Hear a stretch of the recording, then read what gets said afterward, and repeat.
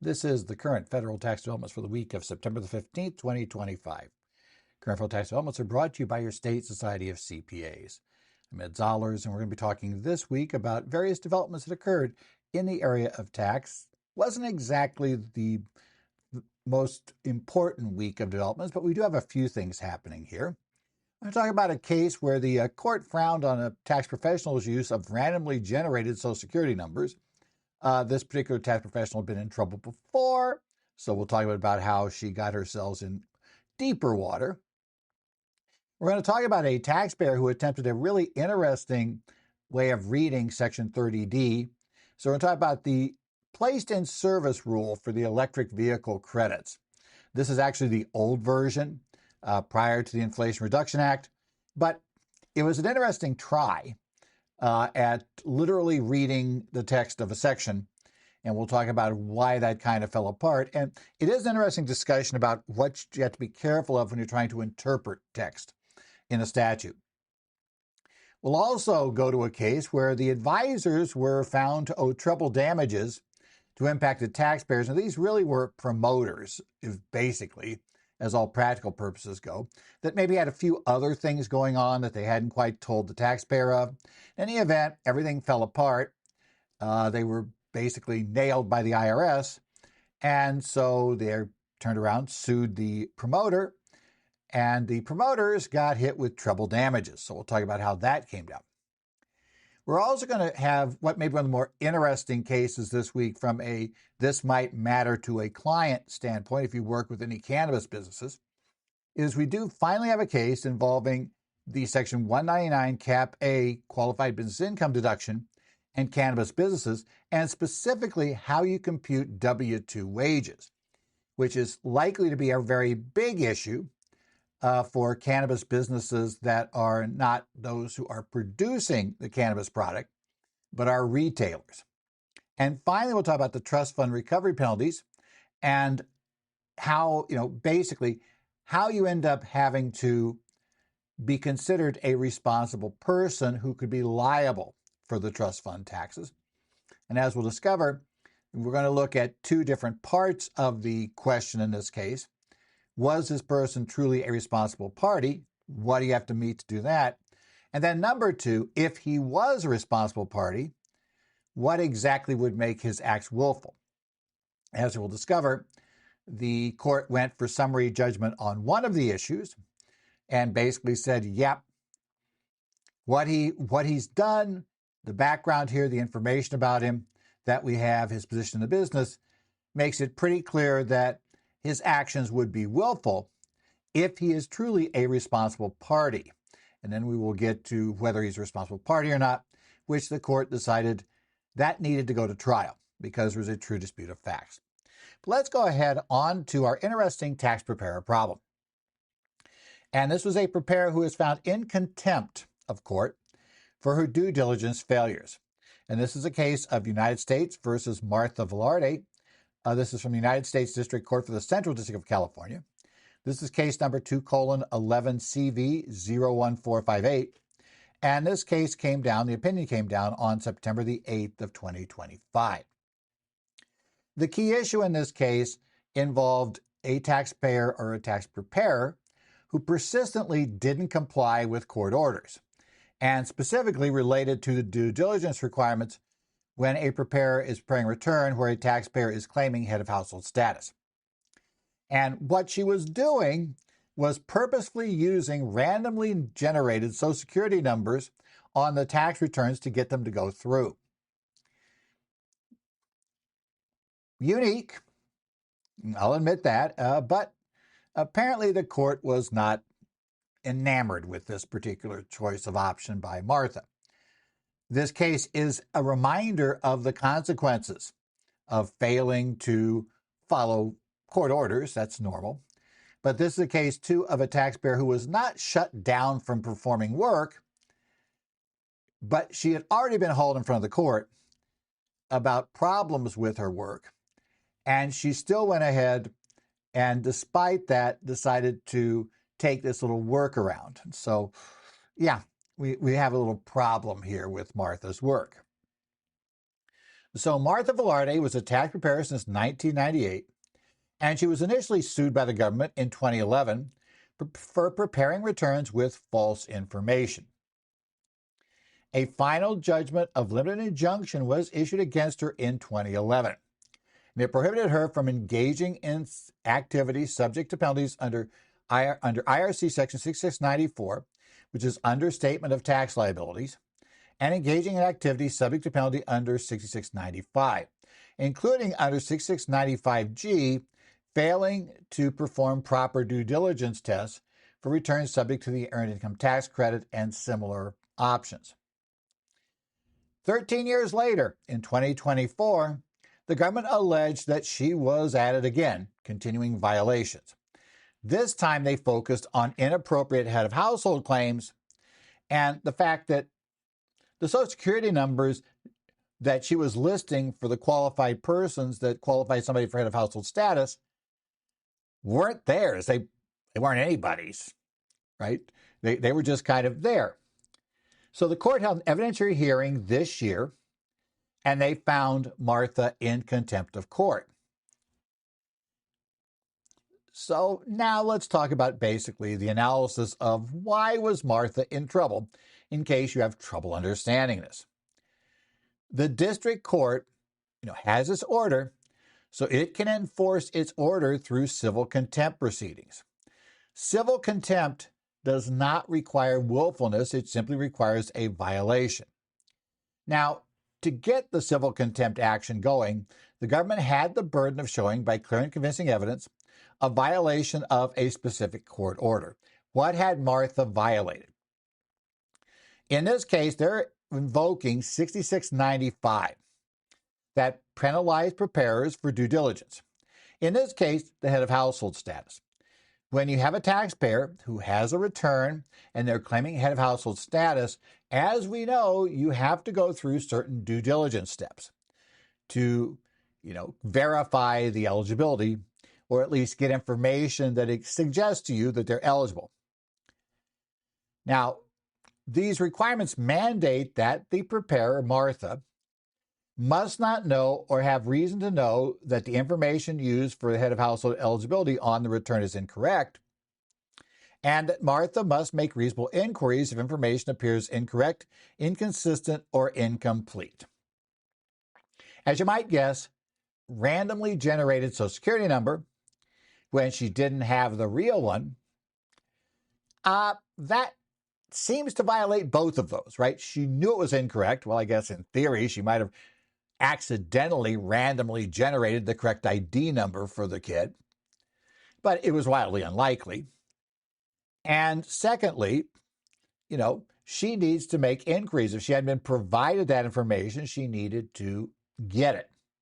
Now, she admitted to purposely using a random 9-digit number as a workaround for her software because, you'll believe it, her software would not let her submit a return for head of household status if there wasn't a qualifying person with a Social Security number on the return. And dang it, am I really supposed to call everybody and get a Social Security number for that? Is that what we have to do? Yeah, that is what we have to do. You really need that information. This is kind of obvious. Now, of course, she said, well, it's a workaround. My software was glitching. This was not a software glitch, right? The court found this explanation, they were kind, they used the term insufficient, right? They indicated that knowingly providing incorrect Social Security numbers without reasonable inquiries is by itself a violation of due diligence under 6695, which, by the way, is what she was ordered not to violate back in 2011. So she is in direct violation of the court order. Now, and as we said, you have to show she understood or willfully knew. When the court tells you not to violate that section, it's up to you to make sure you understand that section. That's key, and understand your responsibilities. The fact that she might not have ever bothered to read the regulations or bothered to read anything else related to this would not get her off the hook. So the court held her in civil contempt for violating limited injunction by failing due diligence under 6695. Now, the IRS asked for a $228,575 sanction. That would have been total disgorgement, right, of all of her head of household claims, all she'd benefited from filing those returns. The court found that was inappropriate because the government failed to prove that, these taxpayers, these were all claims that were invalid. They didn't offer clear and convincing evidence that had Martha actually done what she was supposed to do and gotten Social Security numbers, these kids may have valid Social Security numbers. These people may be validly head of household. They hadn't proven that they weren't head of household. But instead, the court imposed a $20,000 sanction on Martha in order to convince her it'd be really helpful to comply in the future, because they did note that she had similarly had due diligence failures. The IRS had previously fined her $6,000 in 2016 and $4,080 for 2018, and that obviously didn't stop her from doing this. So the court said, we need to go back and come back with something a bit stronger. So the court said, look, the maximum penalty under 6695 was $25,000. Our $20,000 is well within that range. It's not the max, but it is up there. And bottom line, she clearly needs an incentive to follow the law.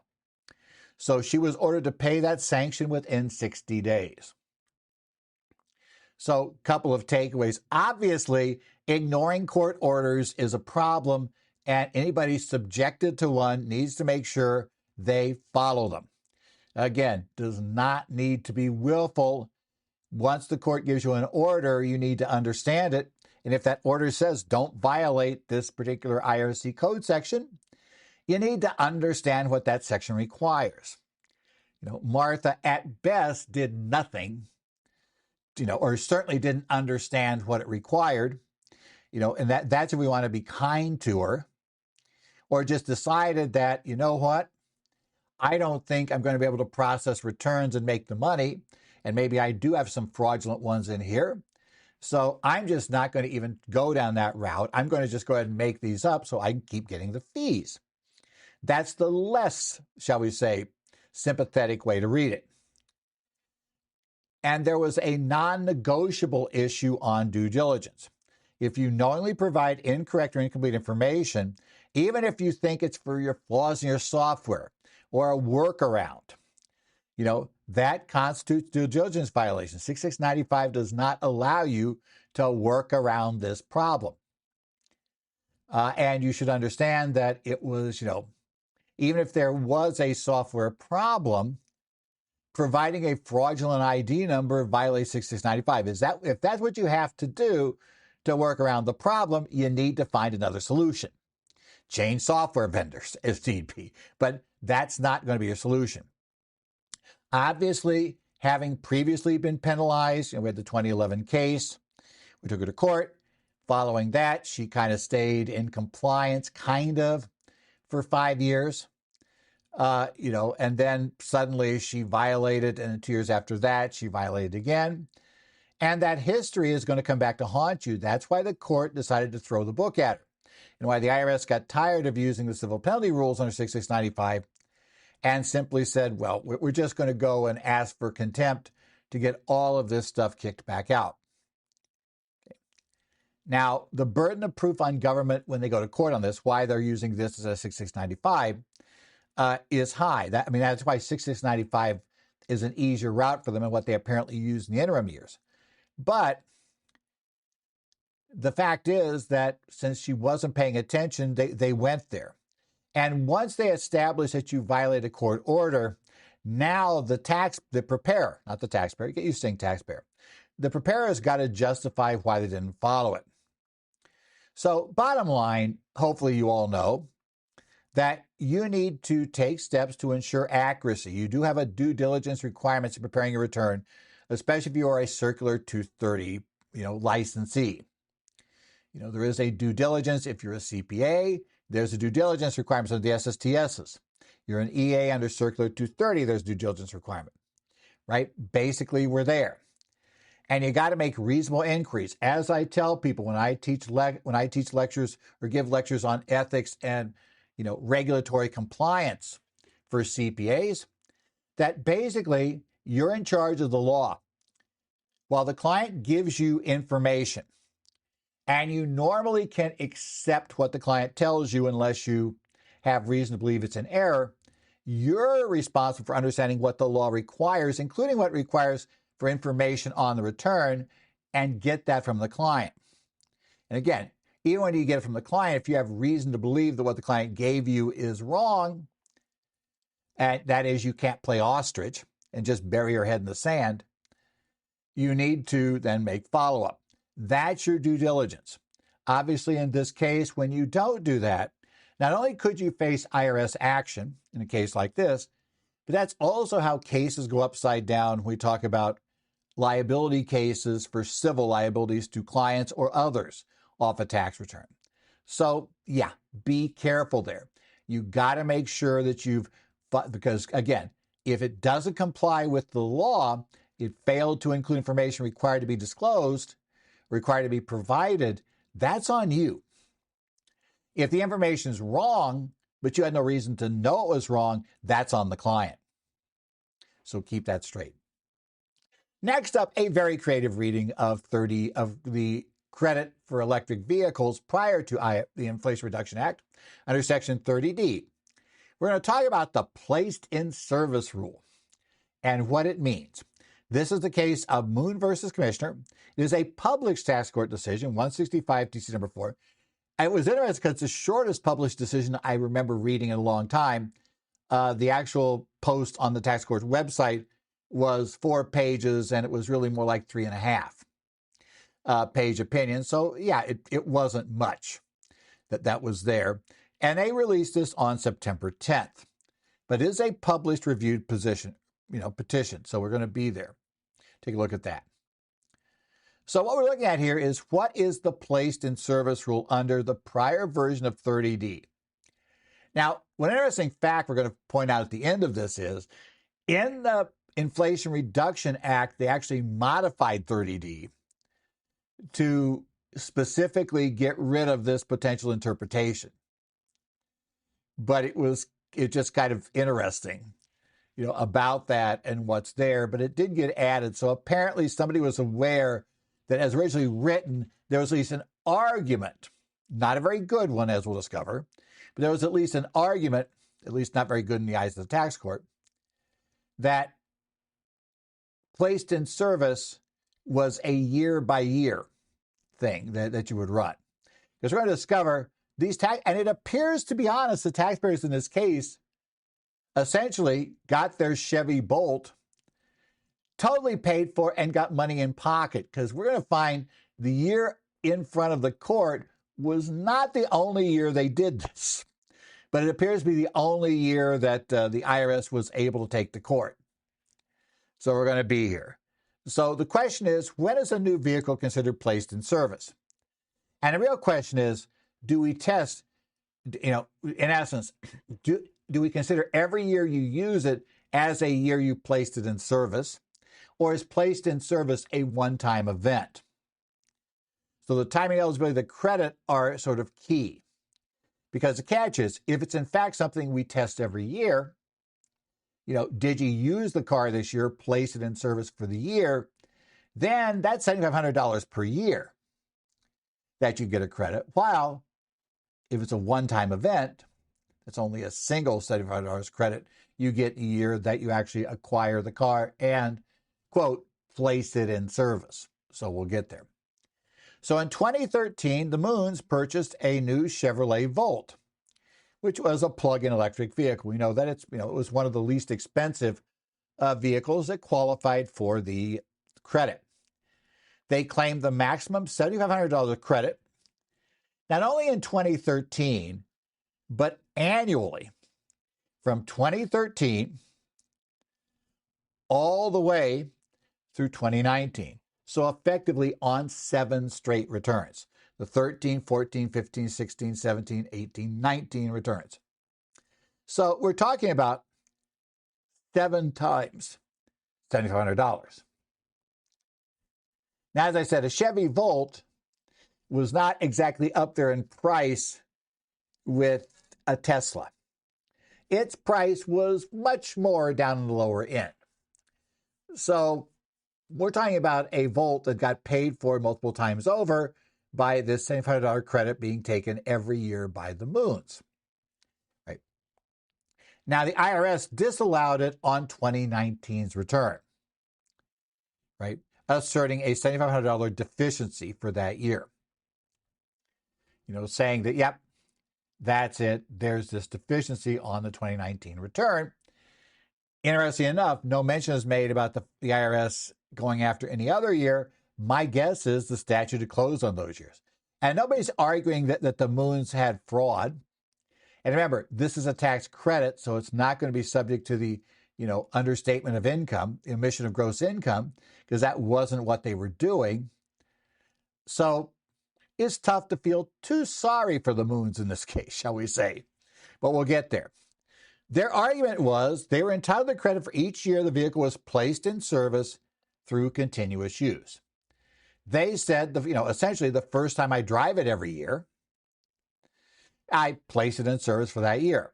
And since I get the credit for each vehicle placed in service during the year, every year I should get a $700 credit for owning this electric vehicle. How they do that? Language, the straight language from 30D subsection A is what we're going to look at here.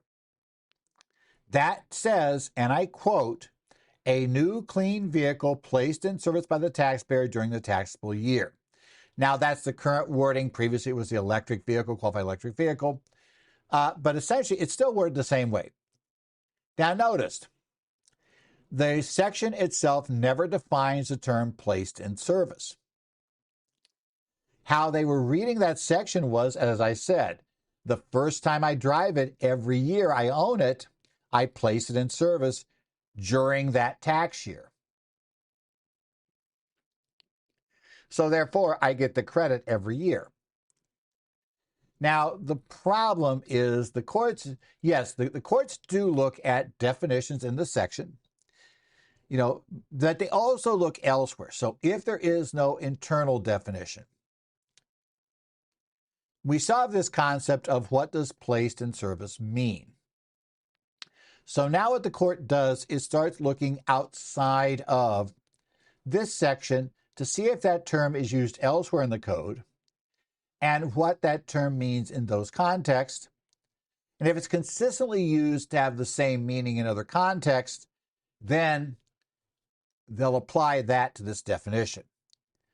So understanding, and this is what gets difficult about the theory of when you're trying to interpret the law, is that statement unambiguous?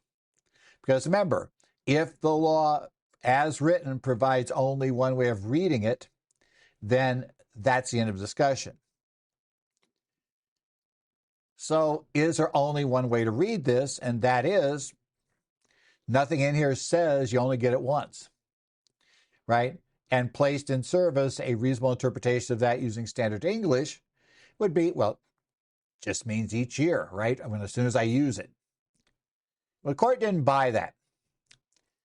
The court went back to definitions over the years, and especially all the way back to the previous, or basically still existing, general business credit in Section 38, the old investment tax credit rules under Section 46. Specifically, Regulation 1.46-3D1. That definition said the definition of placed in service, which, by the way, is used all throughout the depreciation. It was used, obviously, in the investment tax credit rules. It's been used consistently, all throughout the code. That said, property is placed in service at the earlier of the year when the period for depreciation with respect to the property begins, or when property is placed in condition or state of readiness and availability for a specifically assigned function. Now, obviously, this vehicle is not being depreciated. But prior precedent confirmed that essentially, therefore, we would say placed in service occurs when the property can be regularly used for its specifically assigned function. That is, it is a one-time test. So as soon as it meets that condition, it has been placed in service. And that is a one-time event, not an event that recurs multiple times that we retest every year. So the court said Section 30D's credit is a one-time credit because placed in service has consistently been used in the code, in other sections, other provisions, to be this one-time initial use test, not something that just looks at did you use it in a year. Okay. Now, upon purchasing that Volt in 2013, they took delivery immediately, so it was ready, available, and used consistently with a specifically assigned function. So it was placed in service in 2013, and that's the only year that counts for being placed in service. Since that's a one-time benefit, it's only allowed for tax year in which vehicle was first placed in service. Notice they didn't put first in front of that, which is, initially. Code doesn't. And since it already claimed the credit in previous years, that exhausted their entitlement. So specifically for 2019, basically they weren't allowed to claim the credit. So for 2019, sorry, we're done. But considering that they still got 6 years, that's essentially 6 years of credits. That's $45,000. And that likely is more than they paid for the Volt. So again, I can't feel too bad for them about that. $45,000. I mean, I don't remember what Chevy Volts were selling for in 2013. But as I recall, the Volt's pricing was not exactly, as I said, it was not like buying that, the EV Porsche. It wasn't one of those six-figure vehicles. So, yeah. And what happened, which is now funny, Congress did eventually modify Section 30D in the Inflation Reduction Act. And now it says that the credit is described in subsection A, should only be allowed once with respect to such vehicle. Now, in theory, the court could have read that to mean that Congress, do we take any reading, make any assumption based on that previously it was allowed more than once? Generally, no, the courts won't really do that. But it is interesting that that's now in there. So apparently somebody became aware of this style of reading. And so, they just patched that hole in it. Okay. So bottom line, not surprisingly, certainly the way all of us thought it worked anyway, the clean vehicle credit under 30D, both the one back from before IRA and the IRA version that's going to be ending as of, the end of this month, it is a one-time only benefit looking at your initial placed in service date, not based on every year looking to see if you've now used it this year. So understanding placed in service is a term of art used throughout the code, and at least the tax court decided that it should be considered to mean the one-time placed in service test when Congress, you might argue, inartfully used the term here. They didn't use the term first placed in service. They didn't say it was only a one-time credit. You can argue that they weren't as artful here as they were elsewhere, but the court still concluded that that term has always been used to mean just one time. So you got to, as we say, communicate to clients that subsequent use in later tax years does not qualify despite what their buddy told them. So you can't keep getting the credit. And like we said, new legislation made it very clear. Not that's going to matter after this year, but it's now very clear that, that didn't work. So certainly beginning with at least anything placed in service under the updated IRA rules, that was very clear, a one-time only option. Next up, bad day for the tax advisors, really more promoters, in a particular tax structure that they tried to talk a taxpayer into doing. So this is advisors are found to owe treble damages under state law to taxpayers that got nailed by the IRS for an overstated charitable contribution. This is American Properties Company, GP, which, by the way, was the company that was suing in this case. So there's your plaintiff against the Wealthfront Group, LLC. This is the United States District Court for the Western District of Tennessee. This is case number 2:22CV0239. And this case came down on September the 11th of 2025 is when we got our opinion. Bottom line, there are nasty consequences that occurred in this case, including substantial actual and treble damages for fraudulent or negligent tax advice and appraisal practices, particularly in complex charitable contribution schemes. Now, I'm hoping nobody here is actually promoting such a thing. If you are, definite cautions here. By the way, if you're doing what these people are doing and you didn't realize that this will go way beyond just simply an aggressive tax position, because we'll discover there's some stuff going on in the background the taxpayer wasn't aware of that might have influenced their own decision about whether to be part of this. Okay, because in essence, the parties in question, at least related parties, were finding another way to extract value, shall we say, from advising this client.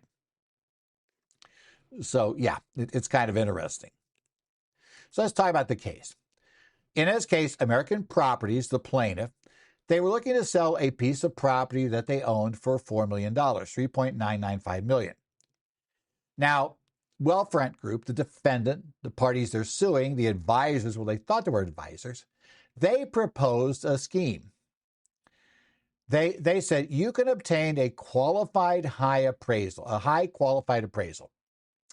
They're saying that we can get you an appraisal on this property that says it's worth $5.4 million.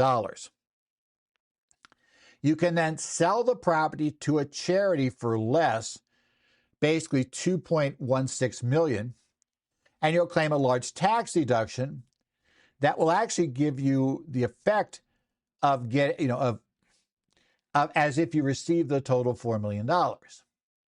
Without having to pay that huge gain, you get this big deduction, right? And we don't have to pay tax on gains, and so it works great. Now, Wealthfront earned a $62,403 commission off doing this. They advised them to do it. They got a commission. The taxpayer apparently knew about that part of it. So what they did, they introduced another defendant called the Tax Appraisal Group, TAG. Now, this is managed by another defendant, Linda Skull, to provide the appraisal. It was grossly undercapitalized per the court, and its earnings were devoted to Linda. The appraisal provided by the default, basically Tax Appraisal Group, TAG, was not a qualified appraisal. The court found there were a lot, basically the IRS found a lot of problems here, right, with it. She wasn't a qualified appraiser. It was all kinds of problems with her. She didn't really do this, didn't have the expertise, all kinds of problems. It was not a qualified appraisal. However, the taxpayer didn't know that. They relied on the representations and sold the property for charity and claimed a $2.6 million tax deduction on the bargain sale. Right. What they didn't know was on the same day that sale took place to the charity, an alter ego of Wealthfront, that's the term the court used, but basically another party stepped in and bought the property for $2.6 million. Now remember, that is one heck of a bargain purchase, right? So they got a nice bargain purchase. They got a big discount on this, on a property that presumably was worth $4 million.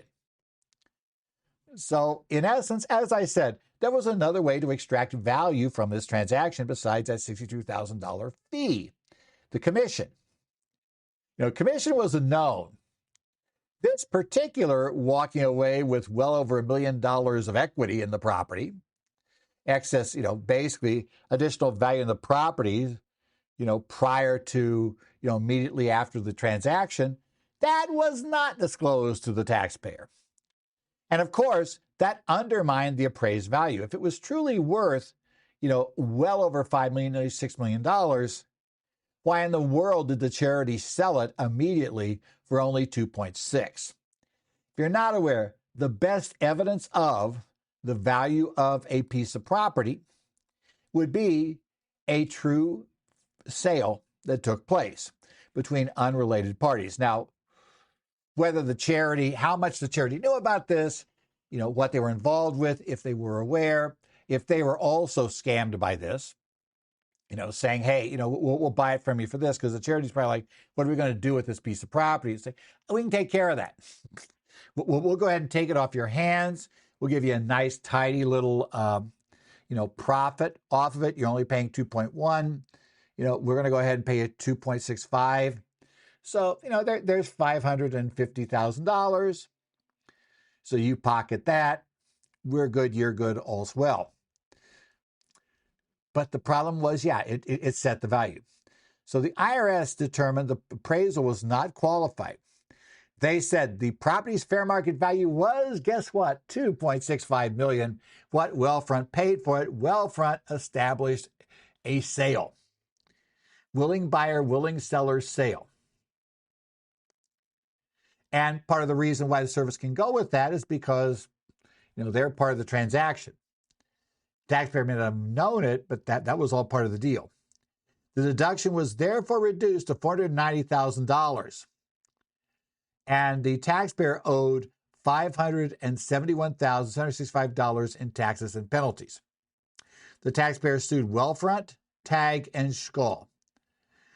The defendants failed to appear at trial. It would have been a tough defense, I have to admit. So that resulted in a default judgment against them. Right? They failed to show up. They didn't try to defend. That's never a great legal strategy, I would guess. I would think most attorneys would say, but maybe you thought, what the heck? We're just going to get the book thrown at us anyway. So, in any event, default judgment comes out against them. So it's going to go forward at that point. Because that upon a default, well-pleaded allegations of liability are admitted, but damages must still be proven. The court calculated actual damages based on the IRS notice of final partial adjustment, including underpayments, penalties, and accrued interest, totaled $1.751 million. $1.751,824, actually. They also found that there were tort claims for fraud, negligent misrepresentation, and just simple negligence. They were found liable for misrepresenting the property value, failing to provide a qualified appraisal that they had told the taxpayers they would provide. And that led to the loss that the taxpayer incurred, this huge bill from the IRS. The Tennessee Consumer Protection Act, that covers this case.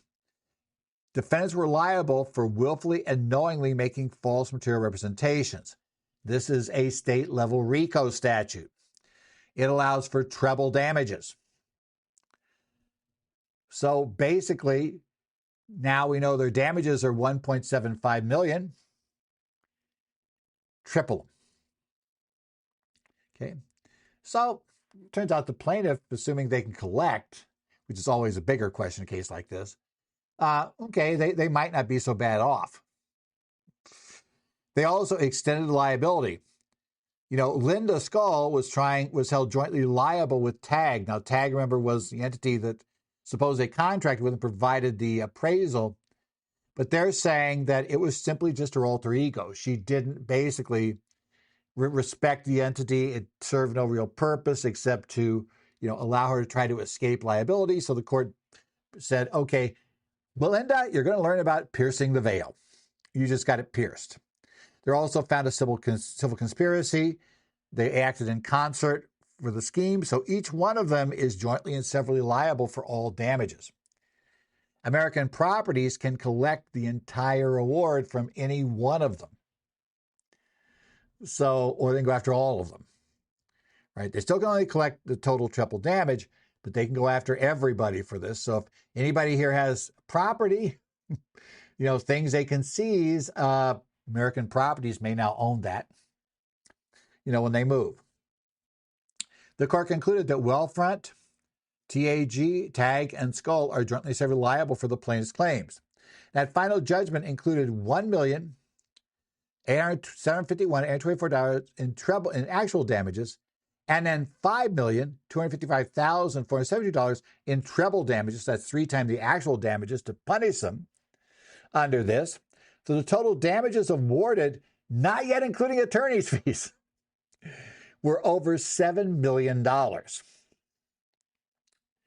Okay, so they didn't necessarily walk away, if this is collectible. The one problem with an award like this is don't assume American Properties is going to get the $7 million. I suspect they believe they can get a good chunk of it because otherwise litigating this would have been a waste of time. And I'm sure their counsel does not work for zero. So presumably they know that there's something there, at least of value, maybe not $7 million, and that'd be the obvious move, but there's at least enough assets. They believe they can at least make themselves better off by enough to justify going to court. Now, the attorney's fees were not awarded at the time due to lack of supporting documentation. But if American Properties wants to, they can file a separate motion with additional evidence to be granted attorney's fees. Again, whether they go ahead and do that is probably largely going to depend upon whether they believe there's any chance whatsoever they're getting the $7 million to begin with. Because obviously, if you're only going to get $2 million, regardless of how many damages were awarded, may not make a difference. So, again, we'll see. Now, why should any of us care about this, assuming we're not people putting together this kind of a deal and then on the side buying the property off the charity after we got it sold to the charity at a low cost, buying it below market from the charity? Assuming we're not doing things like that to our clients, and hopefully you're not, you're going to get beat up in court if you're doing that. Just bottom line. You need to be very, very careful with charitable contribution schemes. Due diligence is paramount, and that's true if you are the party who has a client who's approached by somebody like this. Remember, in many cases, they're telling the client exactly what they want to hear. And they're probably going to say, well, your CPA or your EA doesn't know about this, or they just work for the government. I mean, there's variations of what they do. But if they're going down the route of saying, that they just don't understand this, a lot of times they're going to give you some sort of document showing why this supposedly works in this case. And they're going to hopefully just intimidate you. You're not going to want to say that, no, this doesn't work. I'm going to say, show me why it works. And then I'm going to point out the very real problem is, well, it's got to be a qualified appraisal. So what exactly is TAG who's going to do it? Because if you remember an earlier case we discussed this year involving that donation of a painting to the Metropolitan Museum of Art, the qualified appraisal can't be an entity. It's got to be an individual. Who's the individual? And assuming they tell me it's Linda, which they really would because Linda was that thing, then what's her qualifications? Does she meet all the criteria? You got to look at that. Like it or not, you need to be looking into this stuff, whether you like it. Advising on or facilitating a transaction, that's also a bit of a problem. Even if you're just involved in facilitating, you never know if somebody else, do we really know at this point, I'm not sure the case told us, if Linda was aware of the other part of the transaction. She was aware of parts of it, but you could find yourself tied up in a situation like this if, let's say you were getting the commission, but little did you know other parties in the transaction were basically putting up related entities you didn't know about who would go back in and buy the property at a discount after setting this up. You suddenly could have problems. And you really do need to be aware of this. Again, especially if you get yanked into the scheme in some way, shape, or form, you can be essentially jointly and severally liable. Courts can find that. And veil piercing can take case, if corporate formalities are disregarded, or frankly, the case just smells. Judges will work and claim a veil piercing if everything smells bad, they'll go after it. So as an advisor, assuming that you are not doing this, but your client's approached by it, you really need to tell the client they need to investigate these things in detail. Understand the relationship of all the parties, right?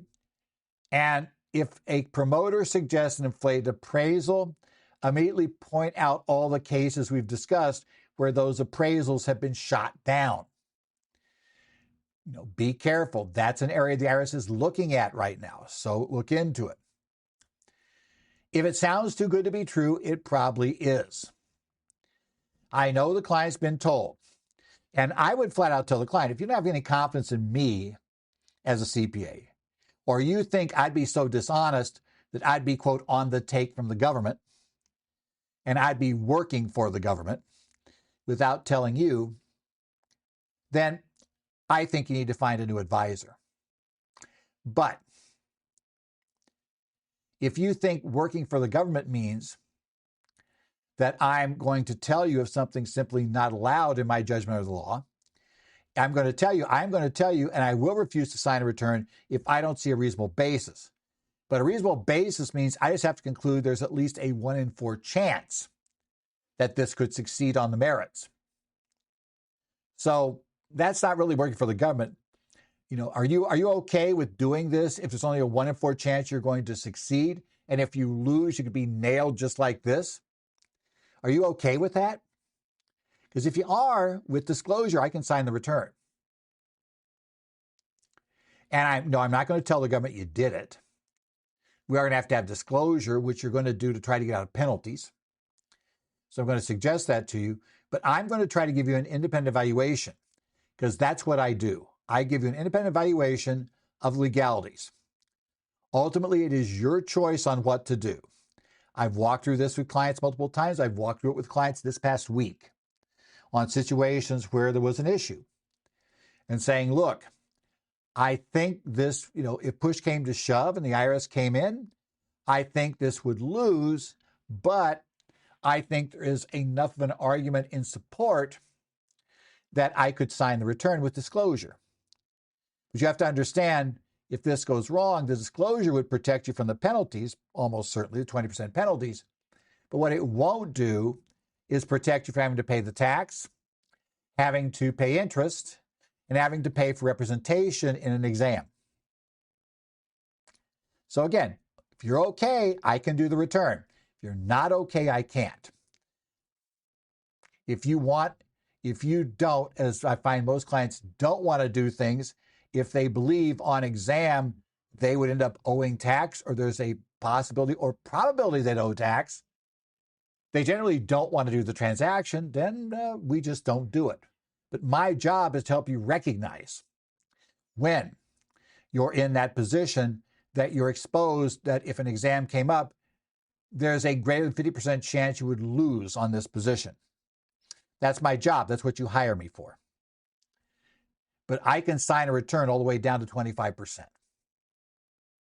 So understand, if you really want to go ahead, only when you get down into the, oh, come on, you got to be kidding, levels of the position on the return, am I going to turn around and say, sorry, out of here.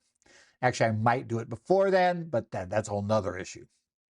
Next up, this is actual development this week, the second reported case, but not trying to get your vote paid for by the government, literally.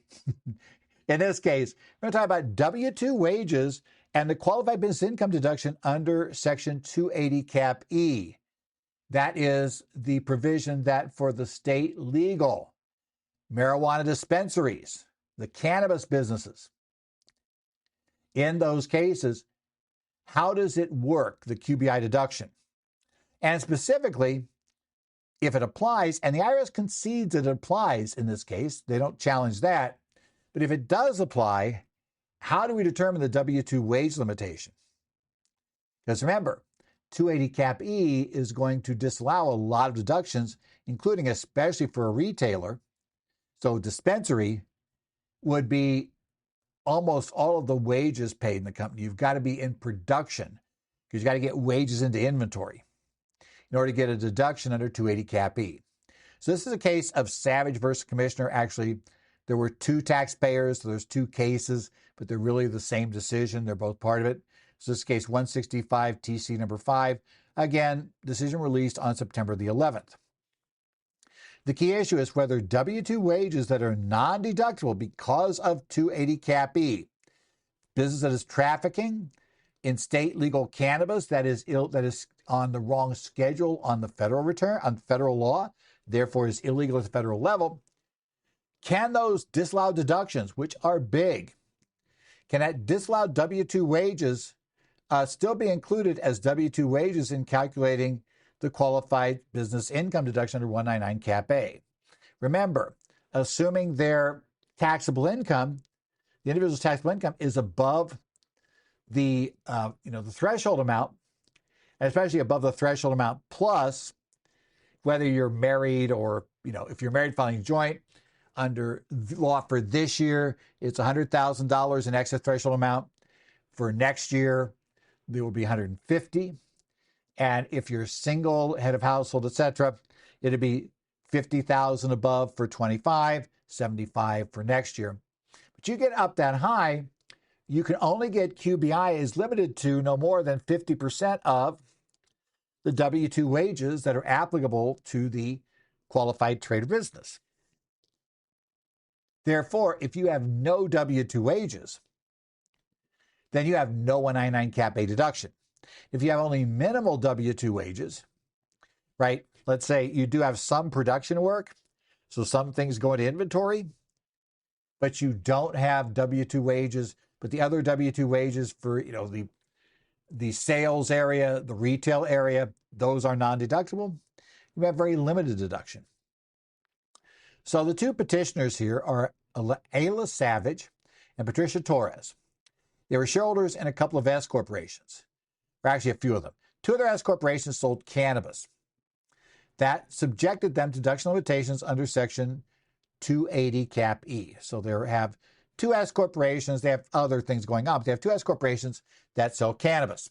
In 2018 and 2019, they claimed the qualified business income deduction, so the first 2 years of TCJA, under Section 199 Cap A. In calculating that deduction, because they were over the threshold amount, I think it's actually plus phase out, because that's where it would matter in large extent.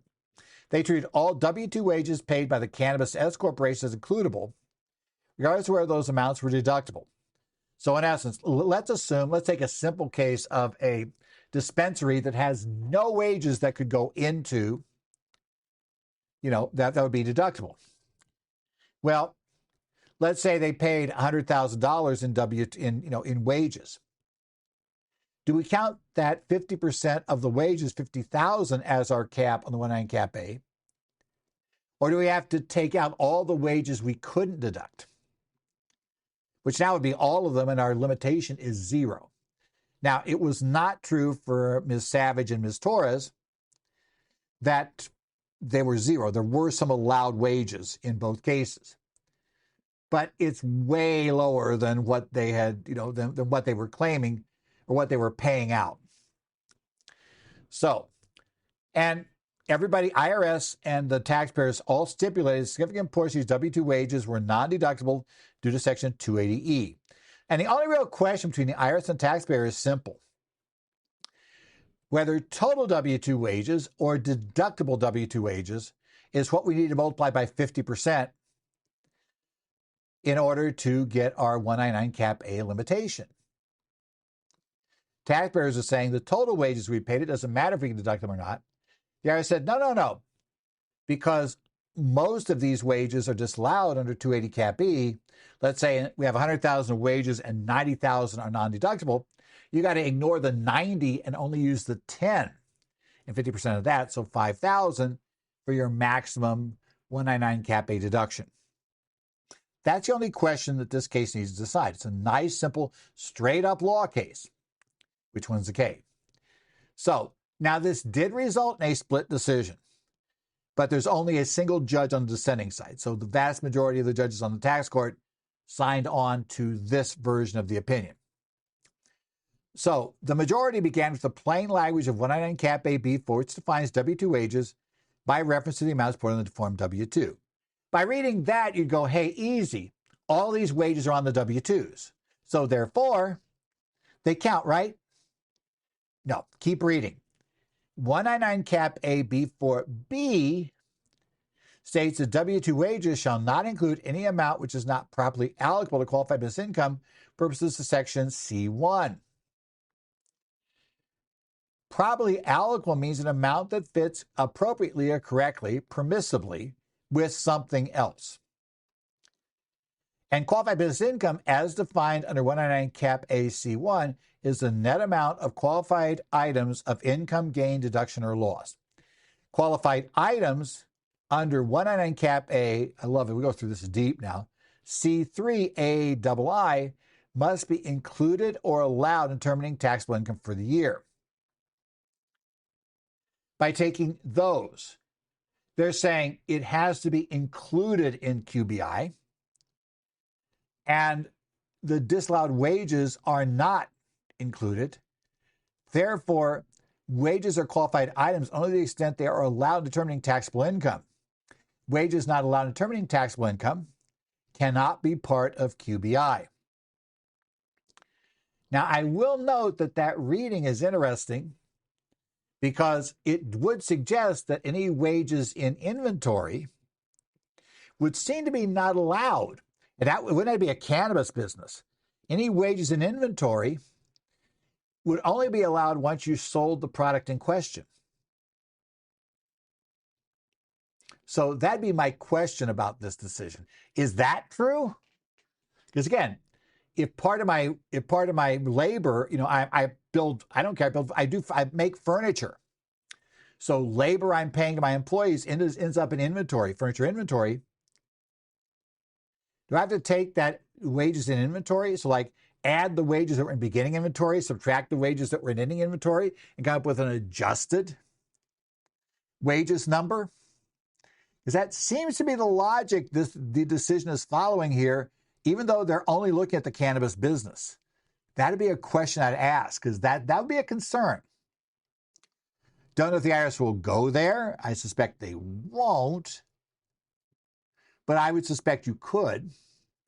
So we have to see it. The court rejected, the S corporation owners' arguments. They emphasized the need to give effect to every clause of the statute, and they deferred to Congress on this policy. So therefore, wages paid by the cannabis S corporations were disallowed under 280E. They're deemed non-deductible wages because they were not allowed in determining taxable income for taxable year. They cannot be considered qualified items of income, gain, deduction, or loss. Consequently, these amounts could not be part of qualified business income. Non-deductible wages are not properly allocable, cannot be included in the determination of W-2 wages for 199 Cap A deduction.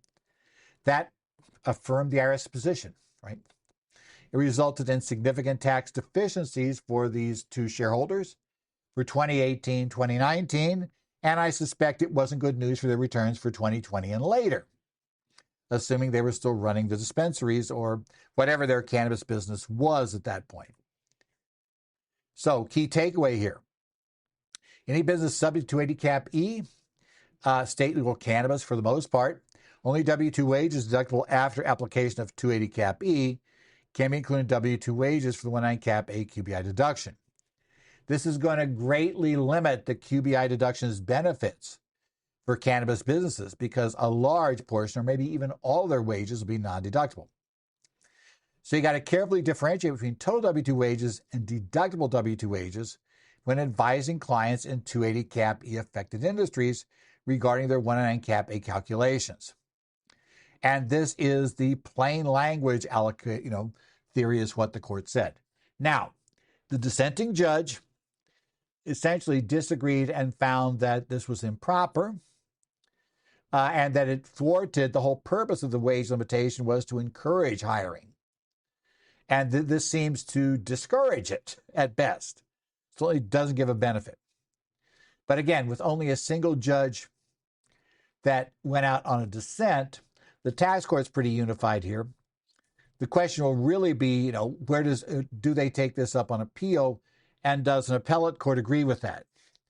That could be probably the more significant. Well, I guess it's significant right now because since the tax court said this, and it's a published decision, right now, if you have a client that's facing this on exam, and you get, and basically they say, sorry, look at this case, we're disallowing most of your QBI deduction or maybe all of it. Your client's not realistically going to want to go to tax court right now. We know the answer the tax court's going to give. So the answer would be like if I got a client here in Phoenix with that problem, they'll say, okay, right now we know the tax court will say no. So are you willing to go to the Ninth Circuit Court of Appeals? Because that's really our only option. We would have to go to San Francisco, where the Ninth Circuit sits. Basically we'd have to go up to San Francisco, or you'd have to take counsel with you up to San Francisco and try the case there, because you're going to lose at tax court. Got to go up that far. Or maybe you need to consider paying the assessed tax and then going to either U.S. District Court here in Arizona, which will still route through the Ninth Circuit. And so if you win, it'll go there anyway, or going to the Court of Claims. And that's really a question that they, with their counsel, have to discover. But right now, a tax court petition, unless this gets reversed on appeal and gets reversed, I didn't check to see where this would go on appeal. But, if for my clients, unless the Ninth Circuit was the party that reversed it, it's a real uphill fight.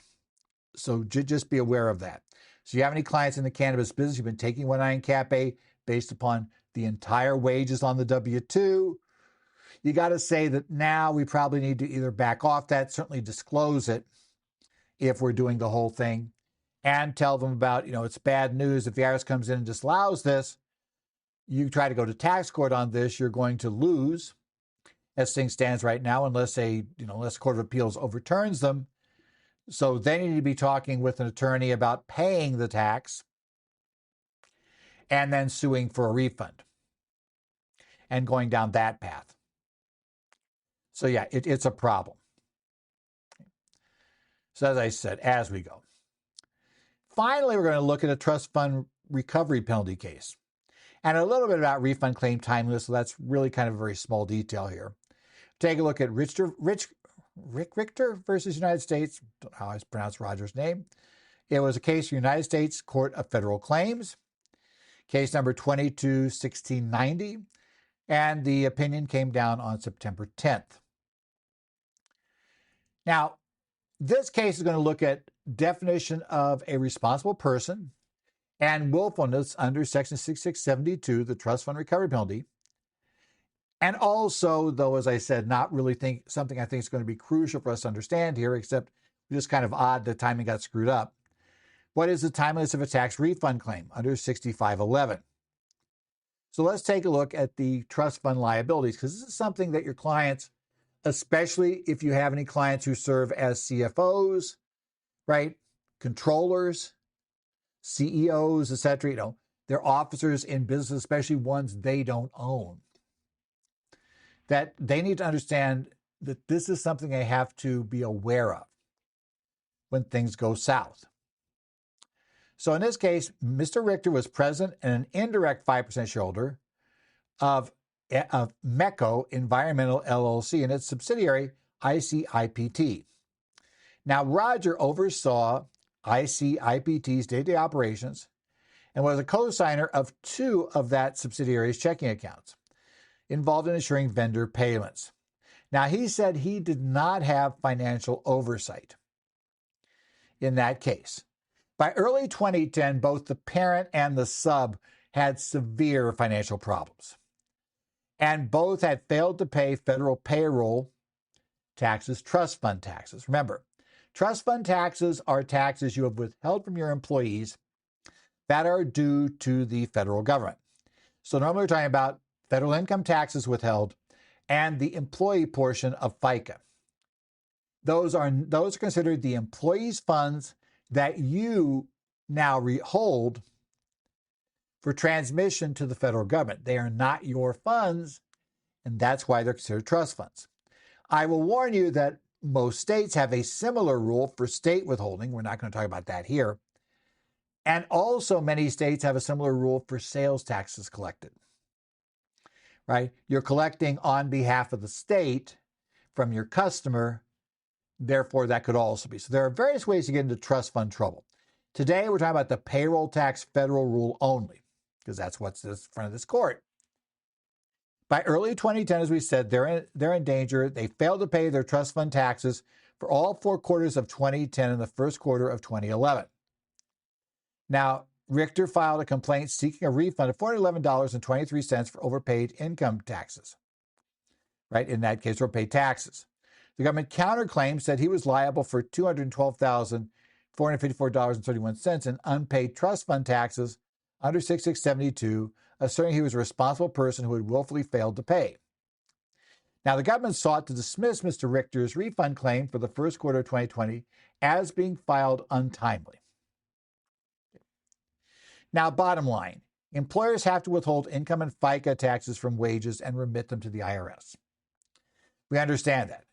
6672 imposes a penalty equal to the unremitted amount any person required to collect, truthfully account for, and pay over such taxes. And remember, it's not just, in this case, they had collected them. But if you know you should be collecting taxes, and people get in trouble, this is where payroll taxes, where when they go back in and they do an exam and look at people who you've treated as an independent contractor, they later determine are employees. They can go after you under this for failing to withhold the federal income taxes, and that can be a trust fund problem. So be aware of it. We have issues there. Now, for 6672 to apply to somebody, 2 things must be true. That party must be a responsible person. That's a defined term. Somebody under a duty to collect, account for, and pay taxes. And that responsible person must have willfully failed to perform this duty. The taxpayer bears the burden of proving by a preponderance of evidence that at least one of those elements is not met. The IRS basically the United States here, our government, is moving for basically summary judgment that Mr. Richter is a responsible person and that he willfully failed to pay over the taxes. Let's talk about responsible person first. Responsible person status for a person depends on their power to control decision-making process by which the employer corporation allocates funds to other creditors in preference to its tax obligations. The test is one of substance, not form. Do you have the power regardless of what the paperwork might say? Now, things that indicate you are a responsible person, you have the power: check signing authority, management of the corporate, basically fiscal management, any ability to decide who to pay or not to pay, and control over payroll. The government, in moving for summary judgment, pointed to Richter's titles, the fact he could sign on bank accounts, and his ability to direct who was paid. Now, Richter said his authority was limited. He was only a co-signer and not an originator of payments. And any large payment required authorization from others, from Jim Cutler, from Patrick Garrett, or from the CFO, Mr. Adams. Now, crucially, dual signatures were required, and Adams, the CFO, testified that he needed Jim Cutler's approval to countersign any check that was originated by Richter. So, Adams, before he would sign, he would get Jim Cutler's approval. Higher up, the court found that was a genuine dispute of material fact regarding his effective power to direct company funds. The court said this one we have to go into court of law. This is too early. Because again, when you move for summary judgment, the court's going to look at all the facts so far entered, all the things that have been brought forward. They're going to assume what's been done to date is true. And they're going to say, okay, all of that's true. Even if I take all this as being 100% correct, would that still be insufficient for me to say, Mr. Richter, you're not a responsible person?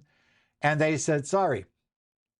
If I assume all of this, if I assume everything he's saying is going to prove is true, then he wouldn't be a responsible person. I'm not saying he will be able to do it, but I am saying that government, it's not as a matter of law under the facts as parties so far have ever admitted, right? If I just take his facts and look at the law in the most favorable light versus his facts to him, I wouldn't hold him as a responsible party. So we got to go to trial. By the way, the converse is true too. I also am not saying that basically everything that's been agreed to so far means he's not. We just have to go to trial. Willfulness, though, is the second issue, which the court did look at here. Remember, if he's not a responsible person, then he doesn't know it. But if he is, are his actions willful now? Willfulness for 6072 does not mean what you might think it does. It requires a voluntary, intentional, and conscious decision not to collect and remit taxes. It does not require bad faith. Just fundamentally, if he's a responsible party, he could have ordered them paid. The question becomes, if he could have done it and the possibility existed to pay some or all of them, and he failed to exercise that, that's also considered willful. It can be shown by a deliberate choice to pay other creditors or a reckless disregard of the risk that taxes might not be remitted. So there are two ways into this. First, if you decided to pay other creditors, knowing there are payroll taxes out there that are unpaid, and you decide to let other creditors be paid, that's a willful step. Or you recklessly disregard. That is just, play ostrich. Don't ask, don't tell doesn't work here, okay? Just simply not asking and, being woefully ignorant won't work for you. Once you become aware that there's a problem, and Mr. Richter was aware that there had been a failure to pay over the payroll taxes, you're not allowed to just ignore the fact that that might happen again. You kind of got to follow up now. Now, a big problem we got is Mr. Richter failed to respond to the government's willfulness arguments in his briefs or oral arguments. Now, to say that's not as bad as not showing up, but it's pretty close. So if you don't respond to their arguments, they're going to be granted as conceded. So they're waived. And if we waive, so if we concede all the government's arguments, then essentially, your actions are willful. Right? They granted summary judgment on that alone. But the court said, even without the waiver, the undisputed facts clearly demonstrated that Mr. Richter was aware of liabilities and he was aware that other creditors being paid in preference to the IRS. That evidence included multiple emails from the CFO, Mr. Adams, and other administrative staff, specifically warning Richter of unpaid payroll taxes and even allocating bridge loan funds for past due payroll taxes. So he was aware there was a problem. He signed multiple checks to other creditors after becoming aware of tax deficiency. And remember, the mere fact that he maybe couldn't sign him a loan to pay the taxes did not get around the fact that he still signed to pay he signed to pay other creditors. In essence, that's a problem. Now, what about his timely filing? Well, that's a foot fault problem here. 6511A requires a claim for refund to be filed within 2 years from the time the tax was paid. This is jurisdictional. The government demonstrated that Mr. Richter made his final payment for the first quarter of 2010 on June 18, 2018. That means a refund claim had to be filed by June 18th of 2020. He filed his complaint in 2021, well beyond the statutory deadline. Similarly, the willfulness argument, he failed to respond to the government's timeliness argument in his briefs or during oral argument. That resulted in a waiver. Therefore, the court granted the government's motion to dismiss his tax refund claim for the first quarter of 2020 due to lack of subject matter jurisdiction. Okay. So, bottom line, determining who's a responsible person is very, very fact-dependent. Focus on the actual power to direct fund, not just titles. But I would warn anybody, if you're even vaguely concerned, once you know payroll taxes are not paid, your safest route is to resign. If you're anywhere in the accounting function, conceivably.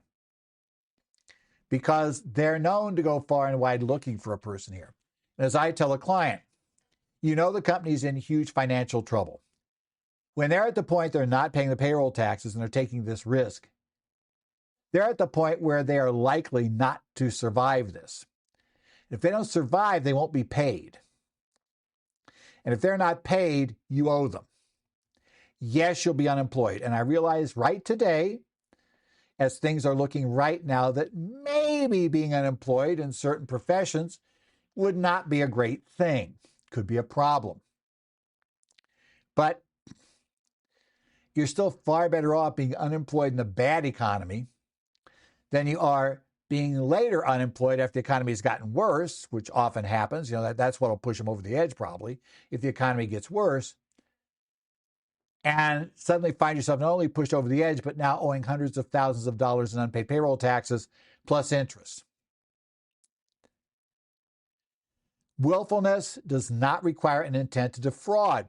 You know tax has been unpaid, you know there have been payments to other creditors, or you just ignore, you just intentionally put the blinders on. I don't want to know about this. That's why you normally need to get out.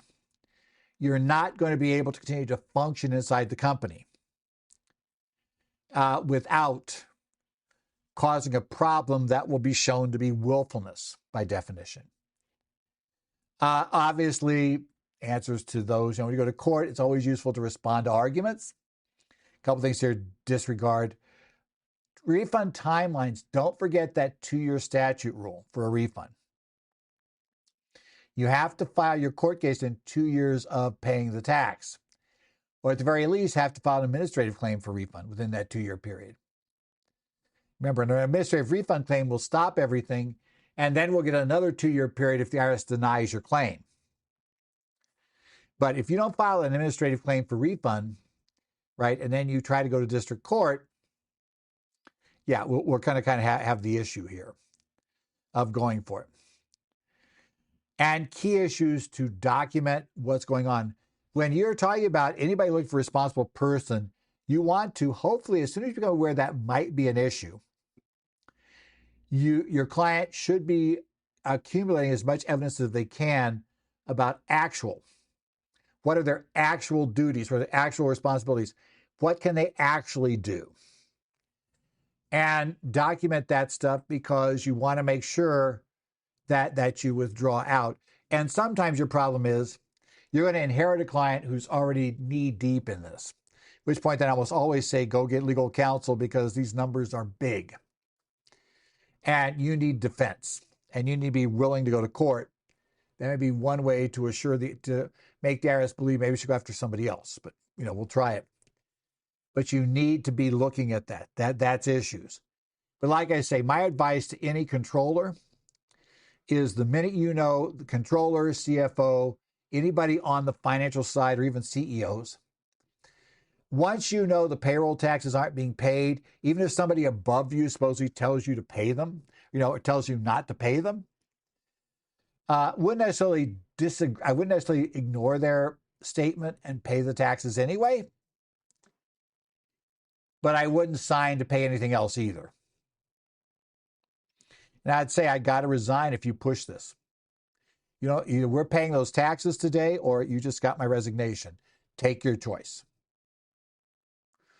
Because that's it. If I take this step, I become liable for every dollar that's unpaid. I'm not going to take that step. Tough choice, yeah, but sometimes the only choice. So this has been the Current Federal Tax Developments for September 15th, 2025. Current Federal Tax Developments are brought to you by your state society of CPAs. Again, you can email me, Zollars at currentfederaltaxdevelopments.com. Also, I do participate on the Connect sites for Arizona, Idaho, New Jersey, Illinois, Washington, Minnesota. So you can take a look there. If you have questions, I'll try to look at those as question gets posted.